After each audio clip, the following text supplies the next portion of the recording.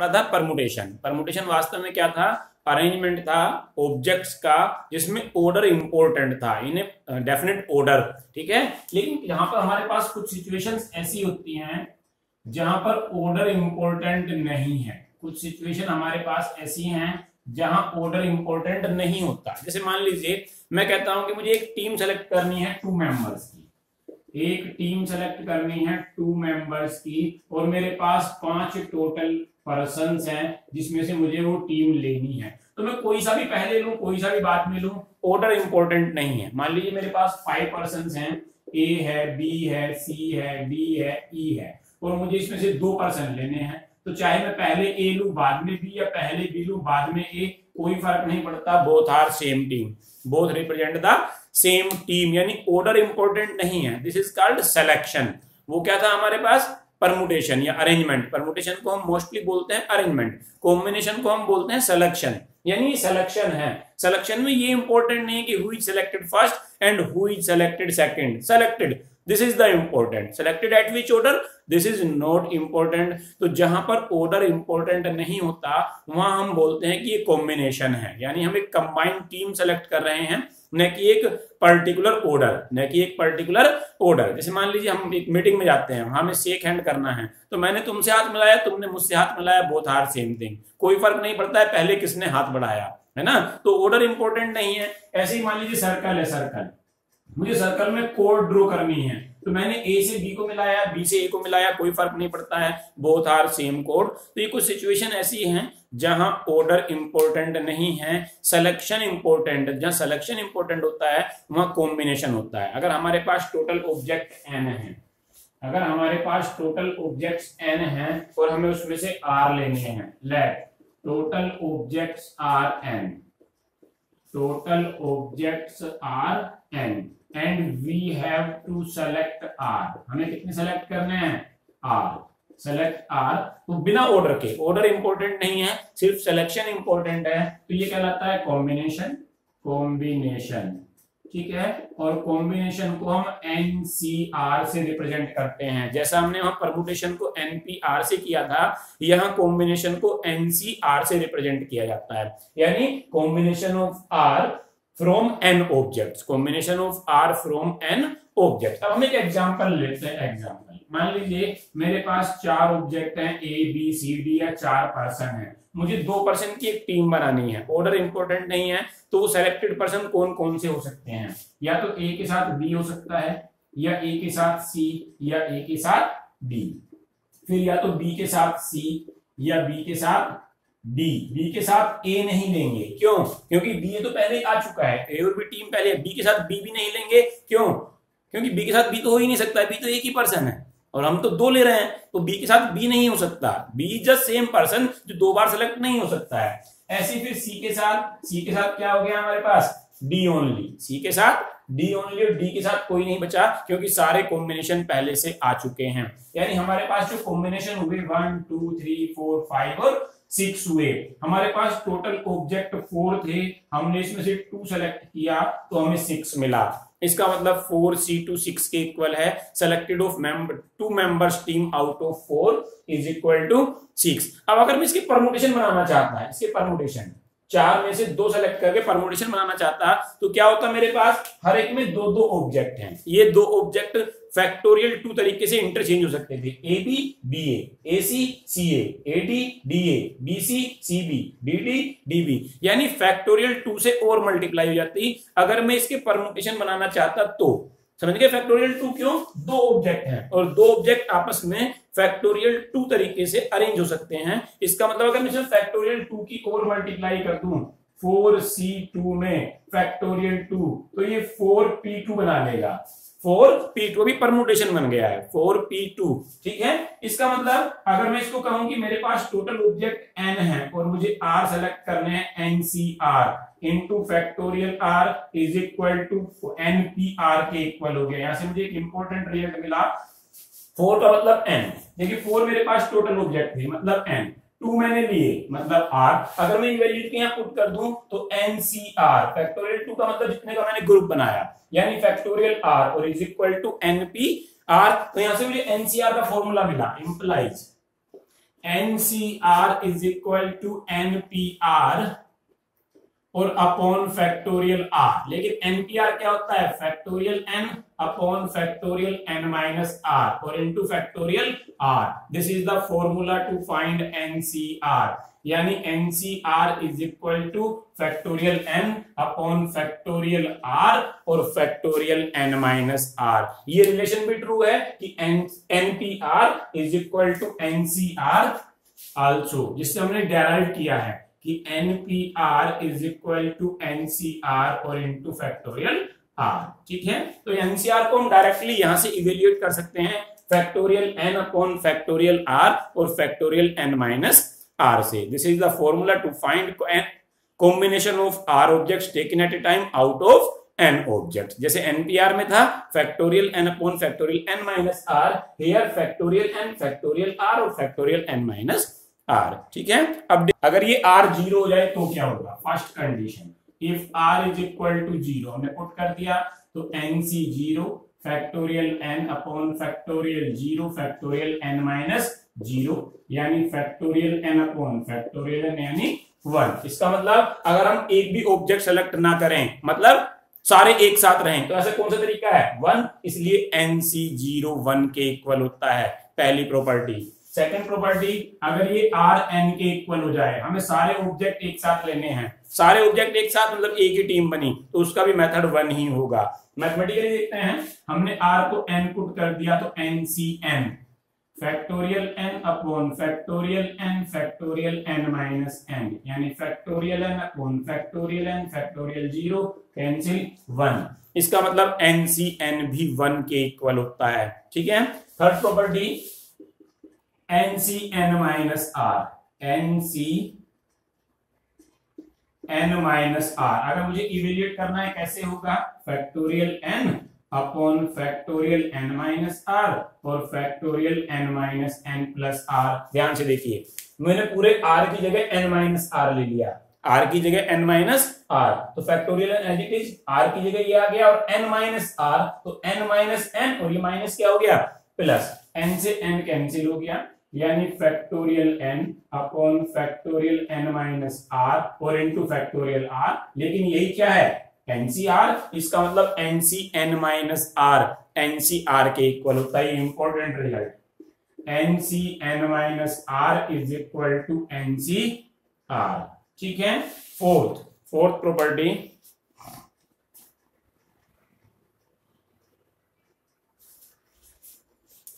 Property, अगर NCA is equal to NCB है तो इंप्लाइज या तो A is equal to B, either A is equal to B।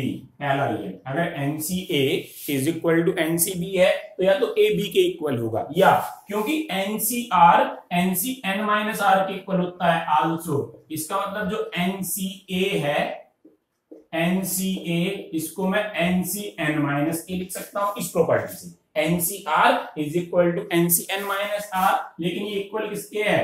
NCB के। Comparing इसका मतलब N minus A is equal to B और A plus B is equal to N। This is another important result कि अगर हमारे पास NCA is equal to NCB है तो या तो A B के इक्वल होगा और otherwise A plus B N के इक्वल होगा, otherwise A plus B N के इक्वल होगा। ठीक है, नेक्स्ट कुछ नहीं, सीधा जैसा फैक्टोरियल है इसी को ओपन कर देंगे। हमने लेफ्ट हैंड साइड उठाई, लेफ्ट हैंड साइड में क्या है? NCR मतलब फैक्टोरियल N फैक्टोरियल R और factorial N minus R। NCR minus 1 मतलब factorial N factorial R minus 1 और factorial N minus R plus 1। अब मुझे कॉमन लेना है सॉल्यूशन के लिए। अगर कॉमन लेना है तो मुझे फैक्टोरियल्स को सेम बनाना पड़ेगा। मैंने फैक्टोरियल को सेम बनाया, देखिए n दोनों में सेम है तो n को नहीं छेड़ना। यहाँ r, यहाँ r माइनस 1, r माइनस 1 छोटा है तो इस r में से हमने r बाहर निकाल लिया, अंदर बचा फैक्टोरियल r माइनस 1। ये n minus r additive plus यहाँ n additive r minus 1 additive, यहाँ n माइनस r प्लस 1 है और यहाँ n माइनस r ये बड़ा है, इसमें से हमने एक बाहर निकाल लिया n माइनस r प्लस 1 तो अंदर एक कम हो गया यानी n माइनस आर। अब सारे फैक्टोरियल सेम हो गए हैं तो हमने इसको कॉमन ले लिया। ऊपर से फैक्टोरियल n कॉमन है, नीचे से factorial r minus one common है और factorial n minus R common है। तो यहां से क्या मिला, ये कॉमन, ये कॉमन, ये कॉमन, मिला क्या 1 अपॉन आर। यहां से ये कॉमन, ये कॉमन, ये common, n minus are plus one. Simplify किया, factorial n factorial r minus one factorial n minus r, यहां से LCM n minus are plus one और इंटू आर एलसीएम। तो ये n minus are plus one इधर आ गया और प्लस आर से आर कैंसिल। तो implies factorial n upon factorial r minus one factorial n minus r. यहां से क्या मिला n प्लस वन, ठीक है, और नीचे से क्या मिला अपॉन r और factorial n minus are plus one. अब ऊपर क्या हो गया n plus one into factorial n, नीचे r और फैक्टोरियल r माइनस वन और n minus are plus one और फैक्टोरियल n माइनस आर। सब एक एक बढ़ा के हैं तो इसका मतलब फैक्टोरियल बना लेंगे। भाई फैक्टोरियल n की मल्टीप्लाई n प्लस वन में होगी तो इसका मतलब factorial n plus one. r की मल्टीप्लाई r माइनस वन में तो फैक्टोरियल r, और n minus are plus one की मल्टीप्लाई n माइनस आर में तो factorial n minus are plus one, यानी factorial n plus one upon factorial r, और इसको हमने लिख दिया factorial n plus one minus r. क्या बन गया n plus one C R. इसका मतलब N C R plus N C R minus one is equal to n plus one C R. Factorial को सॉल्व करने का तरीका ही ये है कि हम पहले फैक्टोरियल को सेम बनाएं, जब फैक्टोरियल सेम होंगे तभी हम उनको सिंप्लीफाई कर पाएंगे, ठीक है। Given NC8 is equal to NC2, तो पहले हमें n फाइंड आउट करना है। देखिए हमने अभी प्रॉपर्टी पढ़ाई कि अगर NCA is equal to NCB है तो either A is equal to B, जो कि यहां नहीं है, 8 इज इक्वल टू 2 नहीं है, और A plus B is equal to n, ये पॉसिबल है। इसका मतलब 8 plus 2 is equal to n, यानी n इज इक्वल टू 10। अगर ऐसा नहीं करना चाहते हैं तो दूसरी प्रॉपर्टी NC8 में लगा दीजिए, we know that NCR is equal to NCN minus R। तो हमने NC8 को लिख दिया NCN माइनस 8 और is equal to NC2, comparing n minus 8 is equal to 2 और n इज इक्वल टू 10, चाहे जैसे कीजिए। n 10 आ गया, हमसे पूछा गया है NC2, so NC2 is equal to 10C2, यानी फैक्टोरियल 10 अपॉन फैक्टोरियल 2 और factorial 10 minus 2, factorial 10 upon factorial 2 और फैक्टोरियल 8, यानी फैक्टोरियल 10 में से 10 और 9 बाहर, 8 कैंसिल करना है हमें, 10 9 फैक्टोरियल 8, 2 को ओपन कर दिया 2 और फैक्टोरियल 8 कैंसिल, 2 5 जा 10 और 9 5 जा 45। इसका मतलब NC2 इज इक्वल टू 45, ठीक है। 2 की बात करें 2NC3 और NC3 ratio, 2NC3 ratio NC3 12 ratio 1, n find out करना है। तो 2NC3 का मतलब फैक्टोरियल 2n अपॉन नीचे फैक्टोरियल 3 और factorial 2n minus 3 ratio factorial n upon factorial 3 और फैक्टोरियल n माइनस 3 और इज इक्वल टू 12 अपॉन 1। दोनों को मैंने ओपन कर दिया यहीं का यहीं। अब पहले फैक्टोरियल कैंसिल कीजिए, देखिए 2n, ये 2n माइनस 3, तो 2n में से तब तक बाहर निकालिए जब तक कि हम 2n माइनस 3 पर ना पहुंच जाएं। 2n बाहर, फिर 2n माइनस 1, 2n माइनस 2 और factorial 2n minus 3, factorial 3 factorial 2n minus 3 ratio, ऐसे ही यहाँ n बाहर n minus 1 n minus 2 factorial 3 factorial n minus 3 और इज इक्वल टू 12 रेशियो 1। तब तक माइनस करते गए हम 1 1 1 1 जब तक कि दोनों फैक्टोरियल सेम नहीं हो गए। 2n माइनस 3 से 2n माइनस 3, n माइनस 3 से n माइनस 3। अब दोनों को अपोन में लिख दीजिए क्योंकि रेशियो है। अब तक हमने अलग अलग सिंप्लीफाई किया था, तो यहां से क्या मिला 2n minus 1 2n minus 2 upon factorial 3 और अपॉन ये वाला n minus 1 n minus 2 upon factorial 3 12 upon 1। Factorial 3 से फैक्टोरियल 3 कैंसिल, ठीक है। यहां से 2 कॉमन ले लिया तो 4n और 2n माइनस 1, और तो यहां से 2 कॉमन लिया तो n माइनस 1, नीचे n minus 1 n minus 2 12 upon 1, n minus 1 से n माइनस 1, n से n। सो सिंपल क्वेश्चन अब बन गया। तो 4 into 2n minus 1 upon n minus 2 और इज इक्वल टू 12 अपॉन 1। 4 से इसको कैंसिल कर दिया 3 टाइम्स, यानी 2n minus 1 upon n minus 2, 3 upon 1 cross multiply, 3n minus 6 2n minus 1, 3n minus 2n minus 1 plus 6 और n इज इक्वल टू 5। ठीक है, ठीक है। कितने 5 और सेलेक्ट करने हैं 3, तो नंबर ऑफ वेज या number of selections of 3 boys out of 5 is equal to 5C3। 5 में से 3 है ना। फिर गर्ल्स कितनी 3, कितने में से 4 में से, तो number of selections of 3 girls out of 4C3। लेकिन हमें ये भी करना है, इसके बाद ये भी करना है। तो फंडामेंटल प्रिंसिपल ऑफ काउंटिंग के अकॉर्डिंग टोटल सिलेक्शन कितने हुए, दोनों की प्रोडक्ट के equal. Total selection according to FPC is equal to 5C3 into 4C3। Solution कर दीजिए, आसान हो जाएगा। कर दूं, क्या मिला, फैक्टोरियल 5 फैक्टोरियल 2 और फैक्टोरियल 2 भाई 5n और n minus r into factorial 4 factorial 3 factorial 1। 5 में से 5 4 3 2, नीचे 2 इंटू 2 इंटू 4 में से 4 फैक्टोरियल 3 कैंसिल, 2 2 या 4 से 4 कैंसिल, 5 3 या 15 2 या 30 4 या 120। ठीक है, हो गया। ये गलत लिख दिया मुझे, यहाँ क्या है फैक्टोरियल 3, तो यहाँ भी क्या आ गया 3 इंटू 2, 120/3। तो 3 इंटू 2 दोनों कैंसिल हो गए, यहाँ से सिर्फ 5 मिला। सर 120/3 हो जाएगा ना फिर। हाँ ठीक बात है, 120/3 हो गया। चलो मैंने वही कर दिया ना सीधा। अब 5 बचा, 2 बचा और 4 बचा। ठीक है, चलिए क्वेश्चन नंबर है 5। ठीक है, तो number of selections of 1s out of 4 यानी 4C1। ठीक है, उसके बाद क्या हुआ, कितने कार्ड बचे रिमेनिंग, 48C1। बिल्कुल 48C4, 5 सेलेक्ट करने हैं।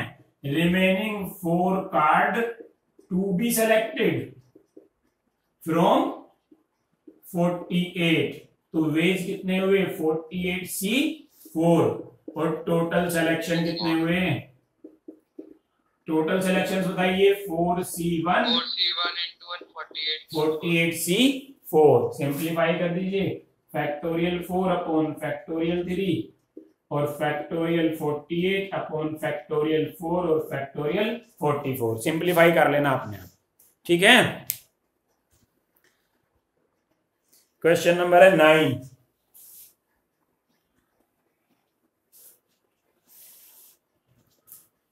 क्वेश्चन नंबर है 9। टोटल कोर्स है हमारे पास 9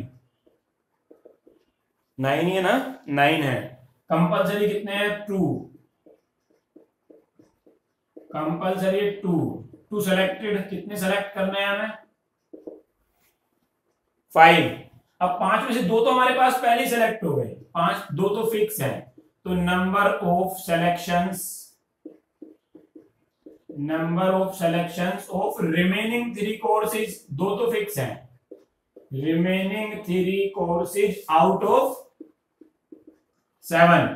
समझ गए भाई, 9 में से 2 कंपलसरी बचे 7, 5 में से 2 हमने सेलेक्ट कर लिए बचे 3, तो वो 3 हमें कहां से लेने हैं आउट ऑफ 7। कितने पेज हुए 7C3। बस सिंप्लीफाई कर देना, सिंप्लीफाई कर देना।